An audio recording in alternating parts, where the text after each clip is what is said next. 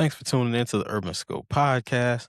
I'm back with more NFL news. And of course, the NFL over the recent couple of days or couple weeks and even couple of years have been facing scrutiny for their greed because we know the NFL is the top professional sports league in the world, probably next to soccer, of course, because it's more global. But as far as American sports, NFL is not even close. It's number one. And we know it's a couple of reasons for that, right?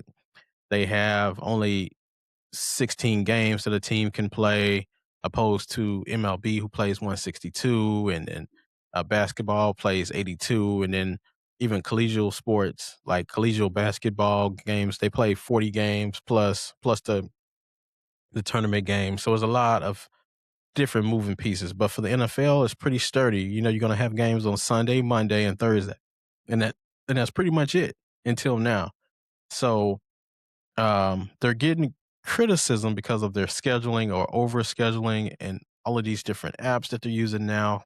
It's starting to be more complicated because it used to be just ESPN, Fox, and CBS. Now they've introduced Netflix, and then sometimes they have Nickelodeon games, which are on uh, multi channels. So there's a lot of different moving pieces now, and people think this is at the expense of the player's health and at the expense or to the advantage of revenue that players probably won't see until the next CBA if they see any of that money at all. And I'll talk about why this is troublesome from both parties, but for most part, the recent criticism has to do with the Thanksgiving week scheduling. So not only we're used to the Thanksgiving games, but over the last couple of years, they added that game on Black Friday, and now they have a game on Thanksgiving Eve, which I believe is scheduled to air on Netflix. So not only will we have a Monday game that week, we'll have a Wednesday game, Thursday game, Friday game, and a Sunday game, and then going back to the next Monday, starting all over again. So there are a lot of games to watch, which as fans, we're not upset about that. We love watching football. We love, you know, seeing our teams play, especially around Thanksgiving week. That's a very special week, almost special as Christmas week, just because of what that week means for everybody as far as getting together for families, watching the game together. It's become a tradition since for as long as I can remember as a kid, going all the way to 10 to 8 years old watching those Thanksgiving games, mostly the Lions and Packers and whoever else they put in the Cowboys, other teams like that. But it appears that the NFL is trying to fix something that isn't broken because the exclusivity of the NFL is why we love the NFL because we don't get it all the time. We get football mostly from September to February, which back in the day used to be around September to about mid to late January is when the Super Bowl wrapped, and then maybe you have the Pro Bowl a week after. Now the Pro Bowl is a week before, and then the season is extended all the way to mid February. So they're starting to lose that exclusivity. And if you give us more games and you're making yourself more available, people start to take advantage of the sport or the product more.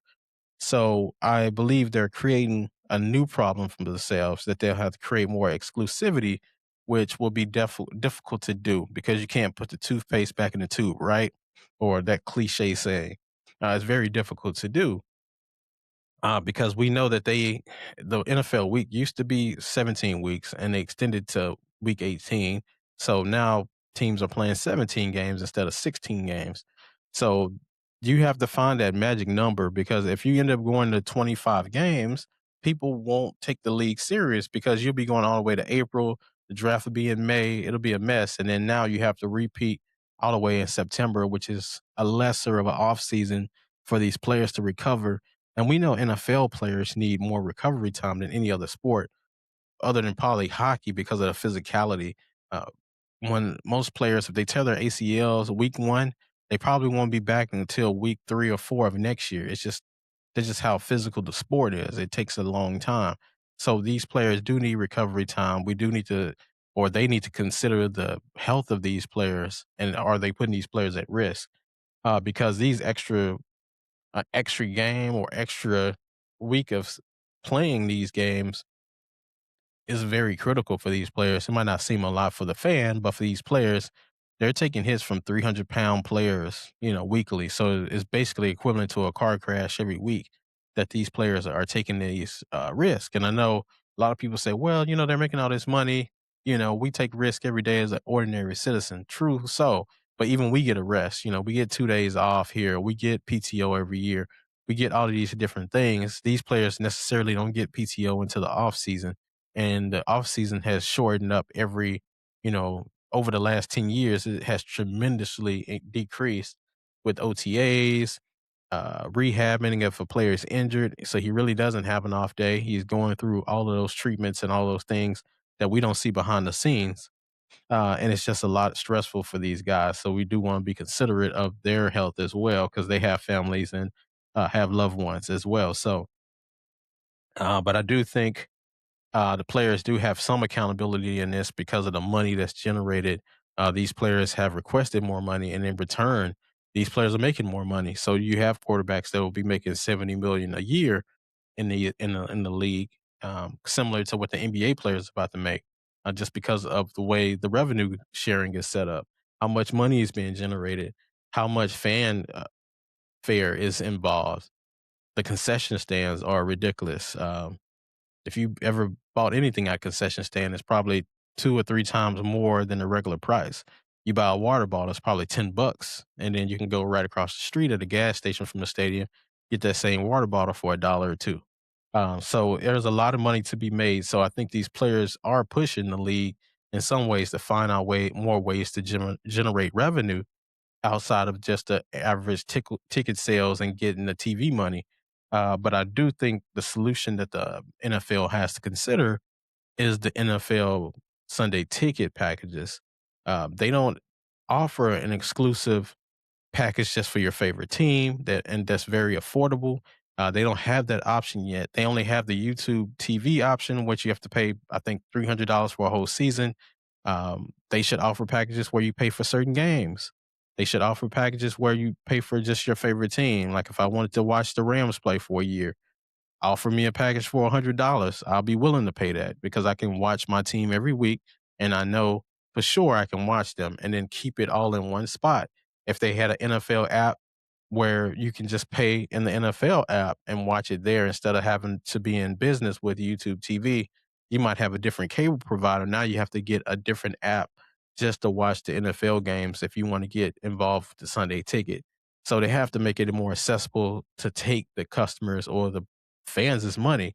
I think the way it's set up now is you have to have access to regular cable and you have access to Netflix. So not only do I have to pay $100 to $200 a month just to watch the regular TV games, but in addition to that, I have to pay over YouTube TV another $300. So you invested $500 into the games, and you haven't went to one stadium, you haven't left your house to obtain all these things. So it's making it very difficult. And the NBA has this problem because they have so many networks, they have so many different broadcasts.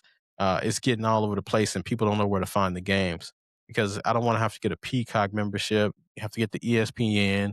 You have to get NBC. You have to get all of these different networks that they have. I think they had like 5 or 6 different networks. They're just not in bed with Netflix yet, I don't believe, but they have so many different ways to watch these games, and it's very frustrating. But I think the solution is ESPN. I mean, the NFL has to have an easier way of making these games more accessible and have an easier way to take the money from the fans and make it more convenient for everyone. But they're not doing that right now.